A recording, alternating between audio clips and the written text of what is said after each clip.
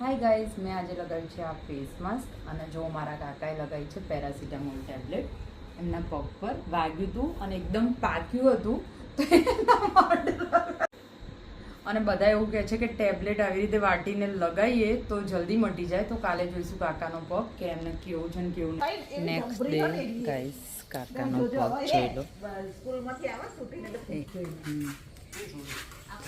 સાથે સાથે એમોક્સિક લેવ બી લે છે એવું નથી, પણ તો બી તમે લોકો આ રીતે પેરાસિટામોલ ટેબ્લેટ હોય તો ઘરે કરી શકો છો. Bye bye.